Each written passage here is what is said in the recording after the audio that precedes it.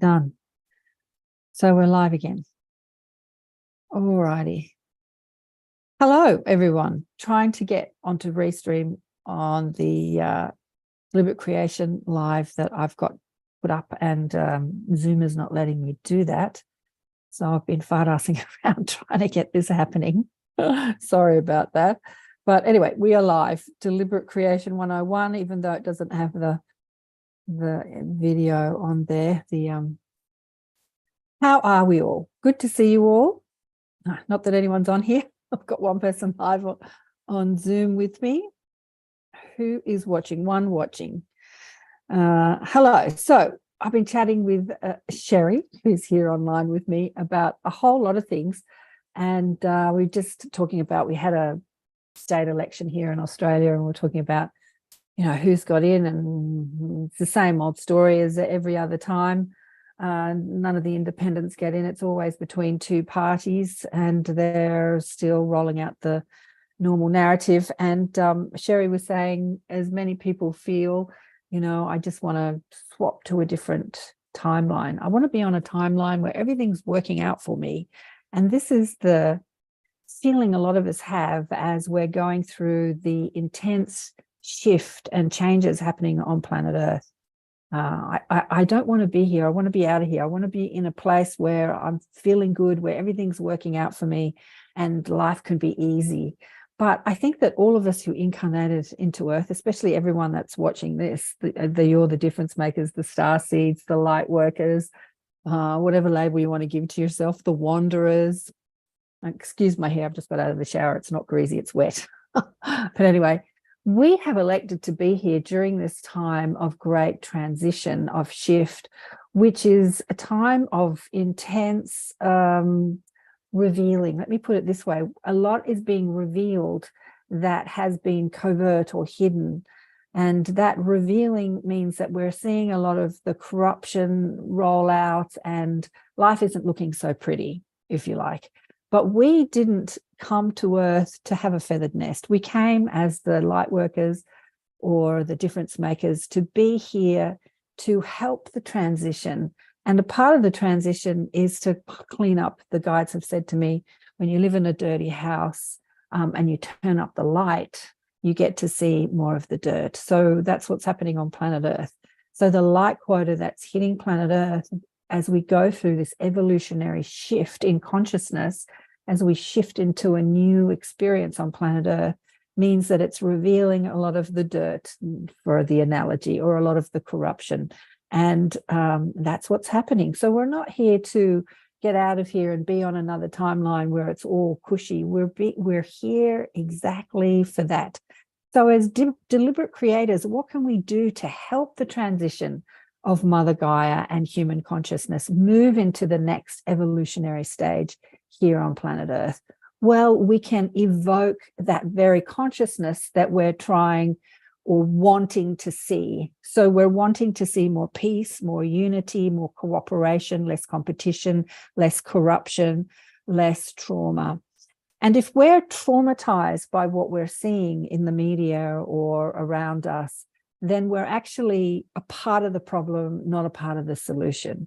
So as life presents us with more corruption and more things to worry about, are we going to get upset or try to ignore it or try to escape it? No. As light workers, we're here to see the broader perspective.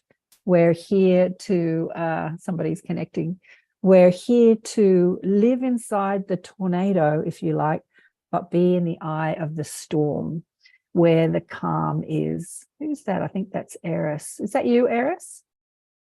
Hi. Hi, Eris. Good to see you. And it's not easy to live inside the eye of the storm and have the storm rage around us. Let me see what's happening. Restream. Oh, there we go. I'm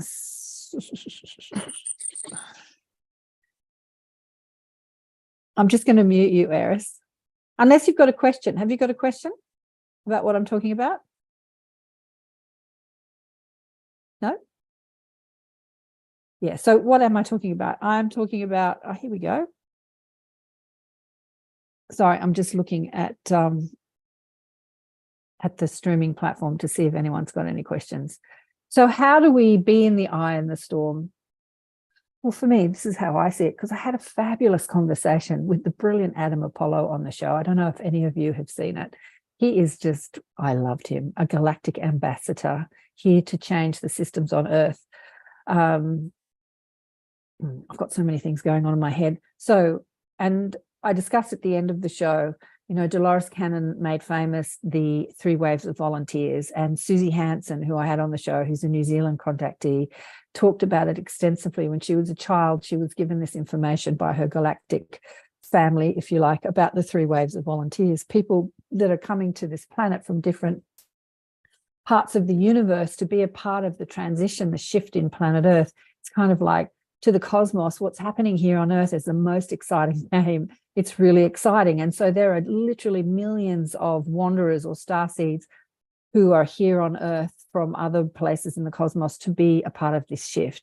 But like any soul who incarnates into the game on planet Earth, we come in, most of us, with under the veil of forgetfulness, or as Samuel Chong called it, the river of oblivion. We forget our connection to our source and who we are as infinite, brilliant, genius creators of infinite creative potential. And we get swept up in the human game. And then, of course, as we have a spiritual awakening, we awaken to who we are as deliberate creators, and we stop feeling victimized by what's happening on Earth and what's happening within our own body, our negative emotions and the pain within our body and the pain we see outside of us, and we start to be more deliberate in how we flow our energy, which gives us a different experience here on planet Earth, which gives us the power of influence on what's happening on planet Earth. And that's the eye of the storm, you know, while the hurricane is going around and you're in the still point, in that connection to who you are as source energy, knowing that you have power of influence and you're not being victimized by anything. So with Adam, I really feel like, so the 3 waves of volunteers said the 3rd wave, the first wave were the healers, the indigos, the psychics. The 2nd wave were the communicators. And the 3rd wave were the people that had come in to transform systems. They're like they were going to take action. And these people weren't necessarily awake from childhood. They lived a normal human life. And then when the shift hits the fan, they wake up to who they are and their soul purpose and what they're here to do inside systems, political systems, health systems, education systems, transport systems, you name it, food systems. They wake up and they can see solutions to the problems, like they're guided from their broader perspective or their galactic perspective, and they take action to change the systems. And that's what we're seeing a lot at the moment. Some of them are awake from birth, like Adam was completely awake, or at least when he was a teenager, he had a download seeing the unified field as a fractal. Anyway, he uses all these big words I don't understand. And he started to study as a fractal hologram. He started to study astrophysics, and then he met a guide from another world, and she sort of told him that he is a galactic ambassador here on Earth and introduced him to a whole lot of other galactic ambassadors. And he's implementing a system in the internet, because the internet is the most influential way we get our information these days, more so than television. Television used to be it. You know, when television first came out, everyone was watching the television to get their information and being influenced and being hypnotized, if you like, or conditioned through the messages coming through our television screens. And now it's the internet. Well, it has been for 20 years, but it gets bigger and bigger and bigger. And what we've seen over the last few years is that the people are trying to control the information coming through the internet to fulfill a certain agenda or a certain narrative. And there hasn't been freedom on the big platforms to really speak your truth if it differs to the mainstream narrative. Well, that's all changing. And in fact, it is changing simply because that happened. So that's what we do with the contrast or the traumas or the distortions that we see on earth, we experience them, and then we give birth to a desire of something else and then move in the direction of what we're wanting. And this is deliberate creation 101. So whenever we experience any trauma, upset, negativity in our lives, there is always a desire for something else, something different, something new, something more.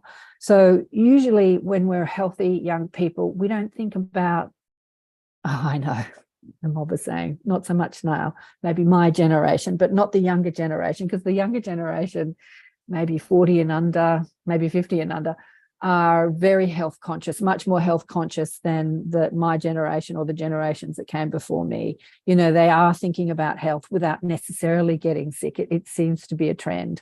But you really thinking about health in that I'll eat a healthy diet, I'll drink a lot of water, I'll do lots of exercise so that I look good, I look fit, I'm healthy. But when you really get sick, that's when you delve into really looking at health in a more intense way. And that has happened a lot over the last couple of years. People have been looking into health in a way they never have before, and it's simply because of what we've gone through.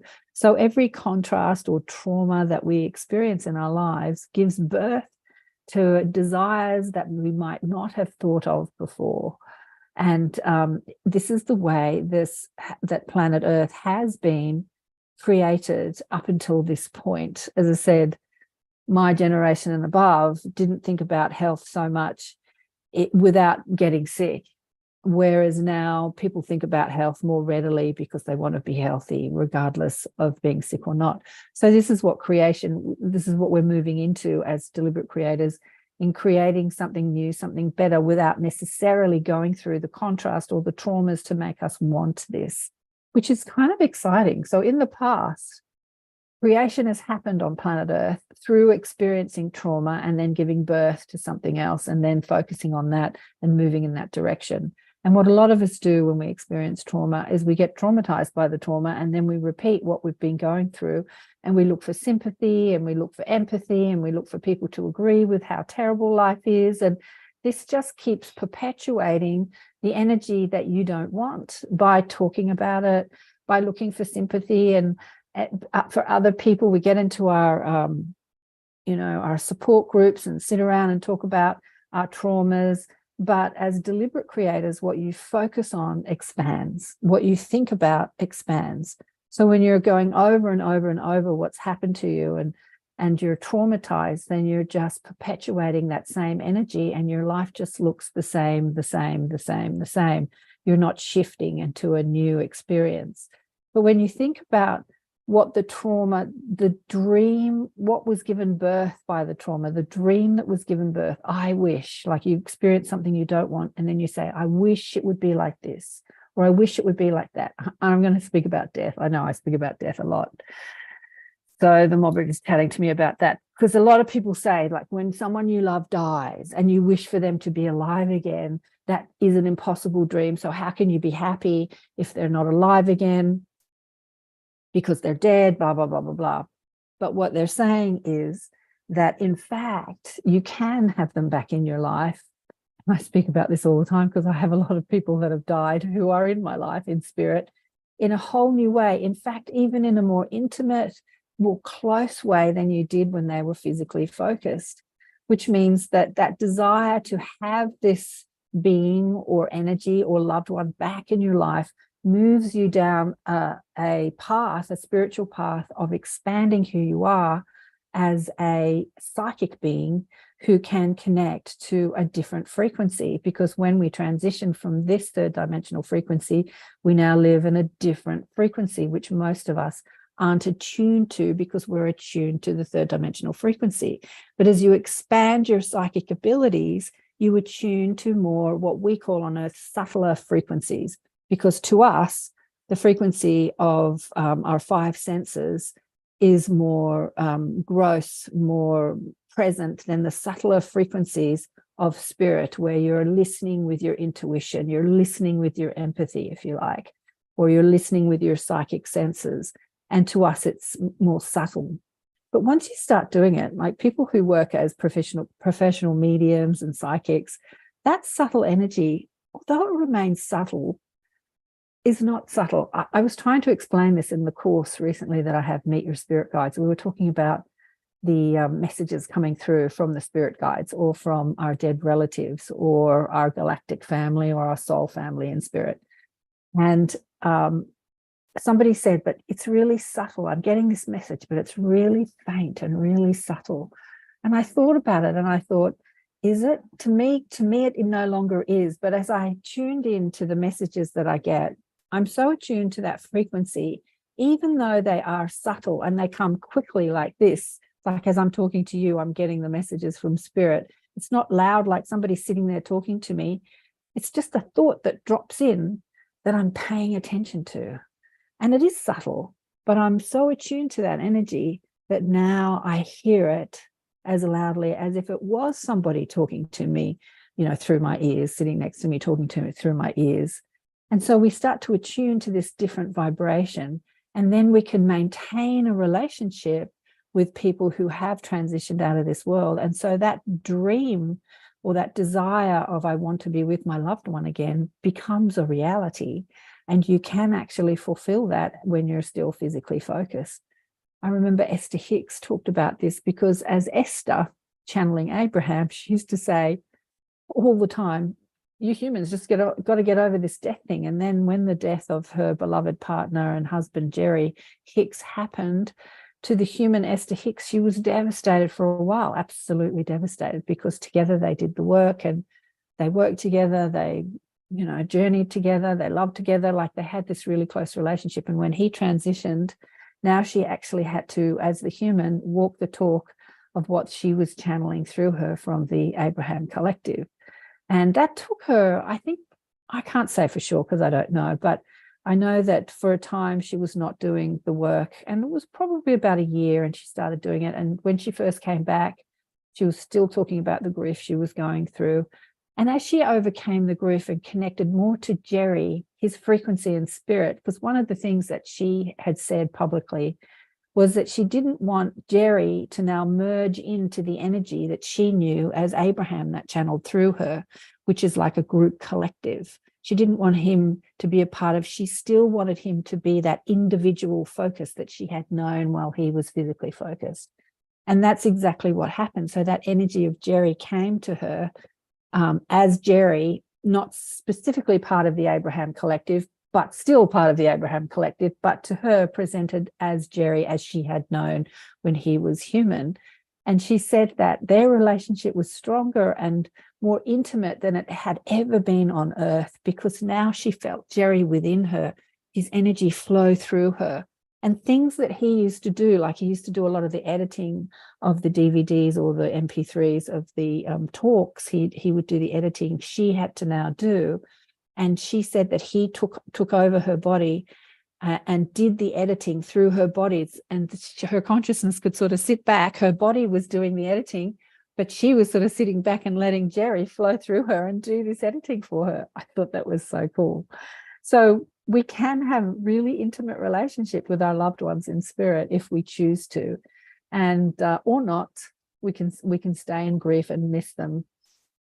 But this is all a part of being a deliberate creator, is recognizing the desires of what is happening when you are experiencing the contrast or the traumas in life. And instead of trying to run from it and saying, get me out of here, which is very human, I've done it many times, recognizing what desire is being birthed in you and taking your focus off why it was birthed in you, like what you're going through, and putting your focus and your attention on what it is that you want and what that feels like.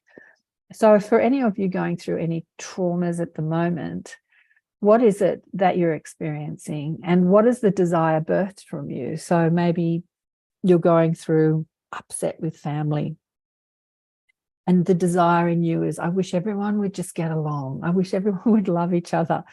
And maybe you feel like you have no control over that because you can't make people think and feel, but what does that energy feel like?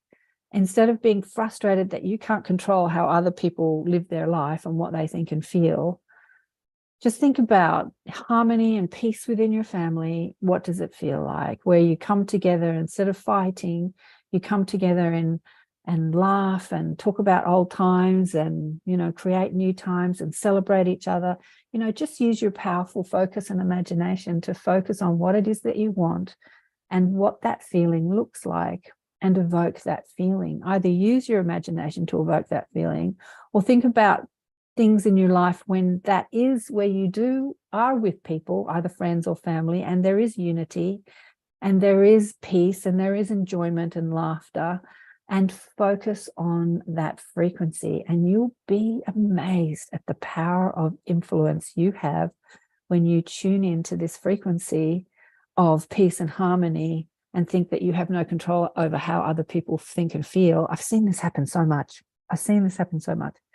Somebody has an opinion about another, and they only experience what they believe the other, that what lines up with their opinion. Oh, she's always argumentative, or she never agrees with me, or she never listens to me, or he doesn't believe in what I believe in, or whatever opinion you have about another, right?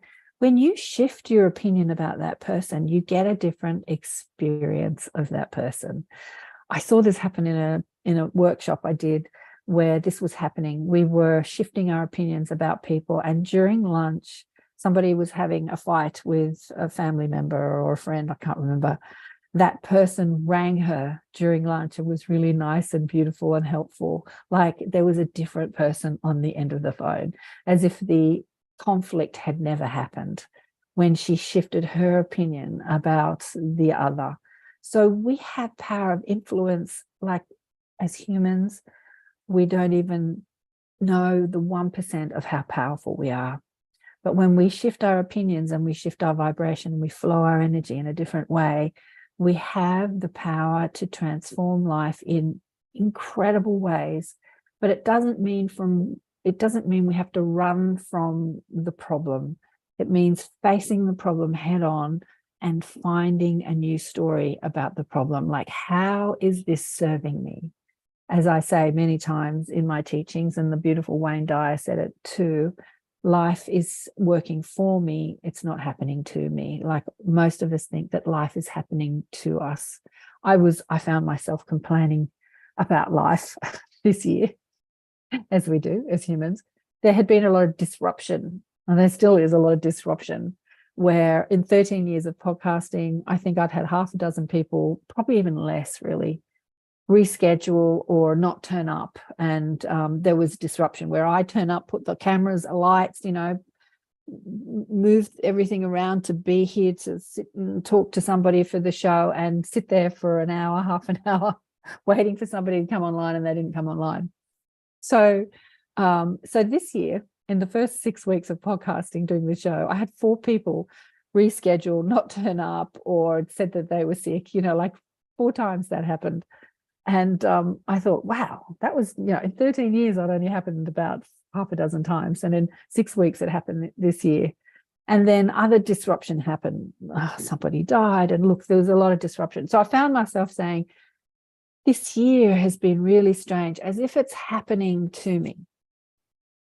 And then I had to sit and think, how am I participating in this thought? Like, what am I thinking about that is creating this? Do I feel disrupted in myself? Do I feel like I want to do something different? What thoughts, what am I believing to be true that's causing this disruption? So what we do most of the time as humans is life happens, and then we look for the cause of it. Like, why is this happening to me? And then, like, what's the energy happening in the universe? Or, let's look at the Schumann resonance. Let's look at how the planets are aligned. We look for something outside of ourselves to be the reason why we're experiencing something within ourselves. And if we get really honest with ourselves, we have to bring it back. Yes, planets aligning. Yes, Schumann resonance are doing strange things. Yes, there's weather control and tornadoes and stuff happens in life, but we always have to bring it back to the self and really examine our own vibration. How am I slowing my energy? How do I feel about myself, and how do I feel about life? And how is that impacting how I experience this physical world? Because stuff in this physical world, stuff happens, right? What does it say in Forrest Gump? S happens, it happens. Actually, that was just one of the t-shirts in Forrest Gump, but that's the saying that's been going around. Like, stuff happens. How are we meeting that? And how are we participating in that? And is it happening to us, to disrupt us, or for us? So what are the desires birthed from the disruption? Like, what do I want instead of this? Like, what do I really want? I think that when disruption happens in your life, it's like the rumbling of transition. And that's what I feel like has been happening to me this year, like the rumbling of something new happening. Maybe as I said, I've been podcasting for 13 years. Oh, the cat's going to fall off the couch. Hilarious. Rolled over and just fell off the couch. And maybe there is a transition, something new on the horizon. And that's often what disruption is all about. People find that inside, working situations. They could work in a job that they don't really like and they complain about it for ages, but they feel bound to this job because it's paying the bills. But they don't really want to do that job. They'd much rather be doing something else, even if it's just sitting on the beach. But maybe they'd much rather be more creative or be serving humanity in another way, but feel like they can't get paid for that. And then a whole lot of disruption happens, right? And then you get more and more grumpy and more disgruntled. Or the disruption can be, you're fired. And people get upset, but it's really what they want because they've been in a job they've never really liked, and then they get fired and they think that it's happening to them, and they don't see how their energy has participated in the manifestation. Let's have a look. Has anyone got any questions? Oh, hello, Eris. I checked Facebook too. I don't think it's on Facebook. Might not be on Facebook. I know I can't work out this streaming platform. I need to sort that out. 10 watching. Anybody got any questions? Anyone on Zoom got any questions? Oh, yeah. Sherry, do you want to come on camera? Yeah. Okay, so my question is, with everything happening in the world today and all that kind of stuff, so I try to, send love and light to it and focus on what I want to happen, and but with the knowledge that we have of what is happening in the world, how you want to inform other people, but then is that bringing too much focus on what you don't want to happen? Yeah, that's a good question. You understand my question? Yeah, I do. I'm thinking about how I do that. I'm thinking about how I do that. So I'm thinking about, what's happened over the last couple of years and how everybody said I'm wrong. And now what's coming out in the mainstream media, that in fact, myself and millions of other people who had a certain opinion were right, and it's being proven. So do we sort of like puff our chests out and beat ourselves on the chest and say, see, I told you so, I was right? Does that keep perpetuating what we don't want? As we focus on it, like we're focusing on what we don't want, we're saying, no, this is not good. And see, I told you so, it wasn't good. Like, does that keep perpetuating? Not if within the conversation, there is always, how does it make you feel? Like, what else do you want? There is always the focus on the desired outcome for every contrast. So the 3 steps to the creative process is ask, orchestrate, manifest, or ask, orchestrate, receive. So every trauma that we go through, there is always an asking. Like everything that you go through that you don't want, there's always, I would prefer. But most of us are so entrenched in what we don't want that we can't even hear what it is that we would prefer. And the orchestration of what we prefer is the job of law of attraction or the universe or the angels or the unified field. It is the job of life to orchestrate what it is we're asking for. And so to experience what we're asking for, we have to tune into that vibration. So if we're having a conversation about something that is perceived as negative, if we include what would you prefer in that conversation, what would we like to see, and how do you see that? Like if we bring the focus to the desired results, whether you're having it with another or with yourself, then you're going to evoke that vibration. So the conversation I had with Adam on the show, I was telling him about driving out to the desert last year and screaming at the galactics going, why am I still in a petrol car? You know, like I'm 7 years old. I'm in my 60s now and I'm 7 years old. That's a long time ago, over 50 years ago. I'm thinking when I grow up, I'll be flying around in a little spaceship, you know, and in the future we'll be a galactic space race and we'll be able to go to other planets and life will be really, there's a lot of stuff in the Jetsons actually that has manifested, like they're on Zoom and they have, you know, phones where they can see each other, which is something I thought about as a kid too. Like we won't just be talking on the phone, we'll actually be talking face to face on a device, which has manifested. But when it comes to transport, I noticed that like 10 years ago when I bought a new car, that nothing had really changed in the transport industry. Like cars had not really over 20, because I had my old car for like years. And when I was looking for a new car, they hadn't really transformed, not like the other ways things had transformed, like computers and iPhones and stuff like that. So when I think about wanting a galactic space race and a flying car, like that powers on anti-gravitics, that's not pollutive. And I also see things like, you know, the roads, like I sit here, I've got a road right next to me. I see roads disappearing and roads becoming parks or even public spaces where swimming pools are put in and we can come together and sit around the swimming pool as a community, like a street. And I sort of fantasize about the future all the time. And as I said to Adam on the show, I feel like I'm going to be dead before it manifests. When I speak to people like Adam and see what he's doing, I think, God, this is actually going to be a reality in my lifetime.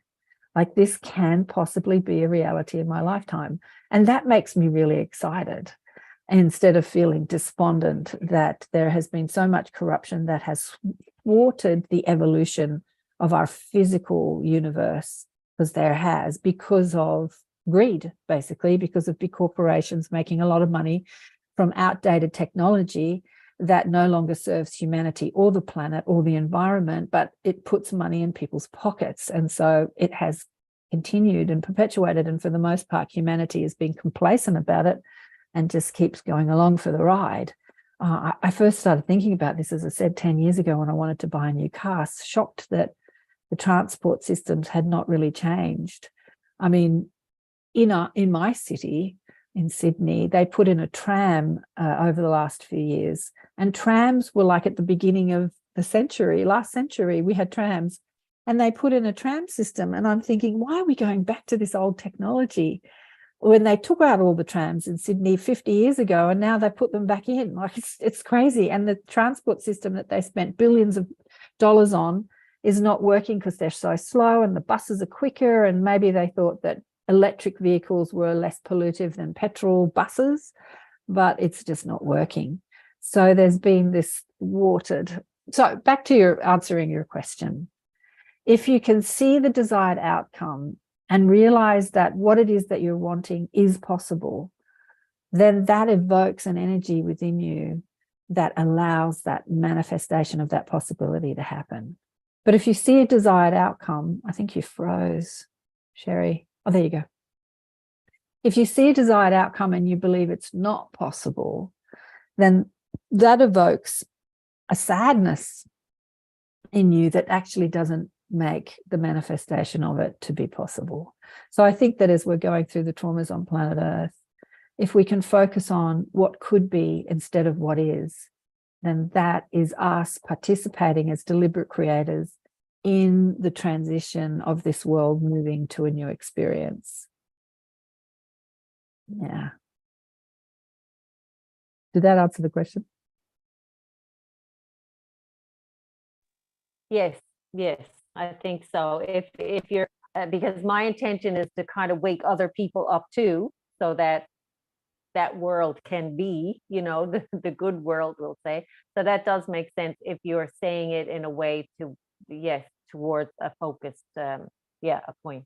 That A focused outcome, yeah. Thank you. So if you're talking about corruption within a system, and then you're pointing out, see, you were blind to this corruption, but it's now being revealed that there is corruption. What would you want to see? I'd want to see that system more in alignment with the benefit of humanity rather than just making the dollars. So for most systems, transport system, education systems, health systems, food systems. It's all about the bottom line for people. It's all about the money. Forget how good it is for humanity. Is are we making money? And that, the money system has been a party to the corruption that's happening in our world. There's a Netflix documentary about the food industry called Rotten, which is a 2-series. I think it's 2 series, or it's 10 parts. So it's a lot. And I watched it a year or two ago, and it is so eye-opening into the corruption in the food system. I mean, people are getting murdered over avocados down in South America. There's a sort of cartel about who controls the avocado. It's like you put avocados on your toast and realize that people are getting murdered over this fruit.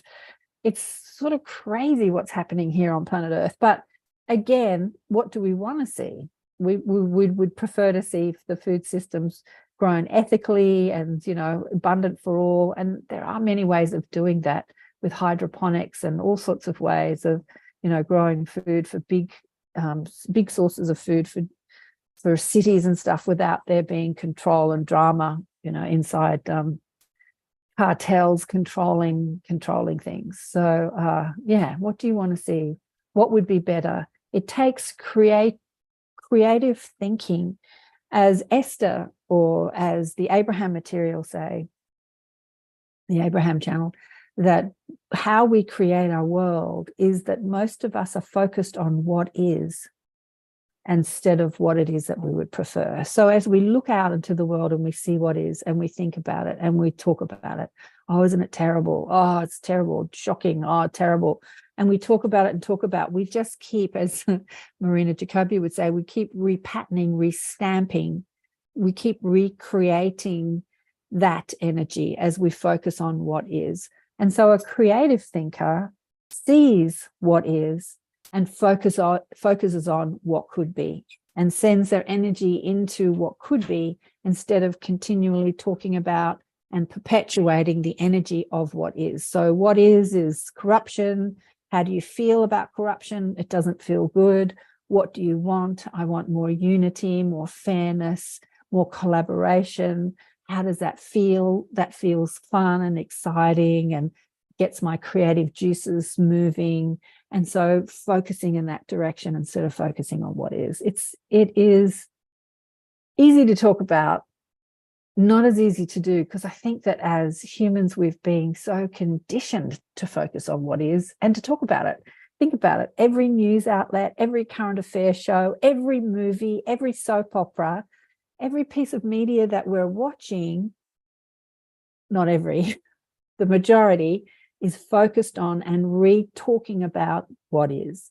Crime, drama, we're watching the Netflix and the streaming platforms, and we're watching people be corrupt and kill each other, and we just keep re-perpetuating that energy.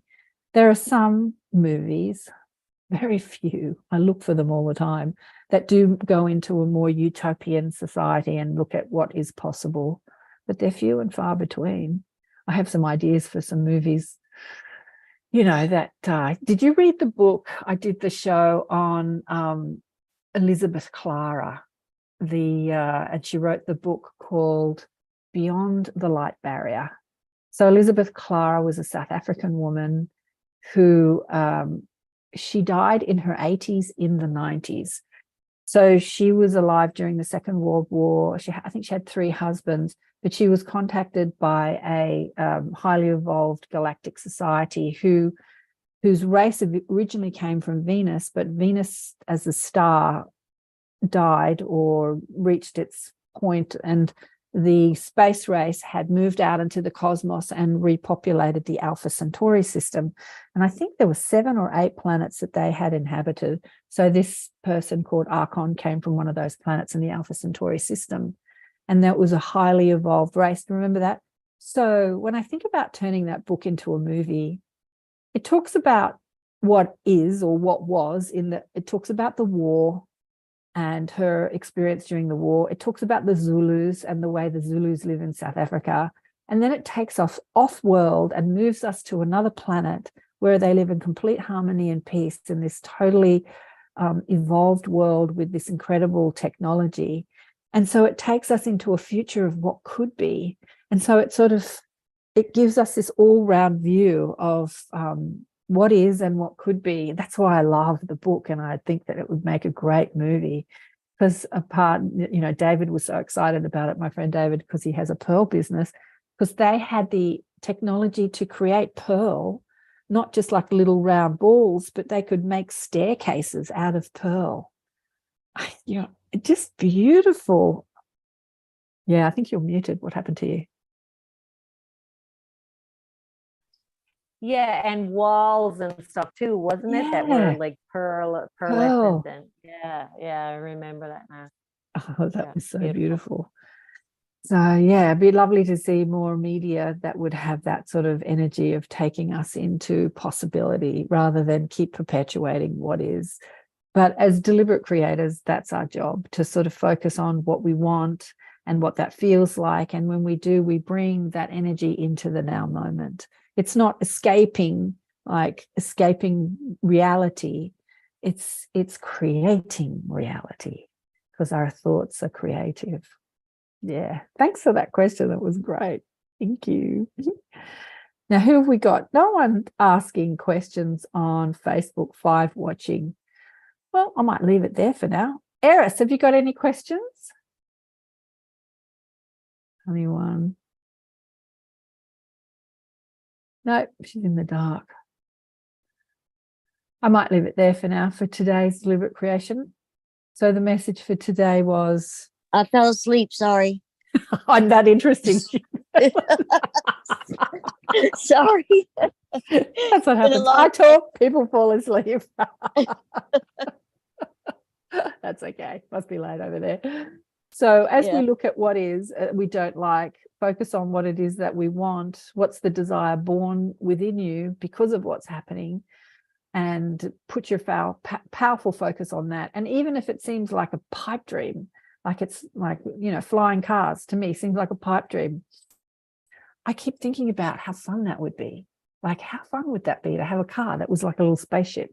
And how fun would it be to be able to get in a spaceship and go to other worlds and see the way that other worlds live and meet people from around the cosmos? I mean, to me today, thinking about that is something that really excites me. When I look out into the earth and what's happening on earth, I could get really down at what's happening. But when I think about where we're going, and we're going through all this disruption because we're in this transition period and we're moving to this more unified galactic experience on planet Earth, where technology the technology of the galactics, they have the ability to heal instantly. No longer will we go through long, torturous diseases like cancer and the old-fashioned remedies that the allopathic, torture us with, and in the name of healing. Like, healing will be instant and spontaneous, and healing, even like when you break a bone or injure yourself, you can sort of repattern and have it healed straight away. Like, there's just infinite possibility of what's possible here on planet Earth, and makes me excited to be alive at this time and to realize all that we're going through, all the trauma and that we're going through personally and collectively is so that we can move into a new experience. So keep your focus high, keep focusing on what you want and how good that feels, and you will be a powerful, powerful, powerful, can I say it again? Powerful influence in this world towards the shift in human consciousness.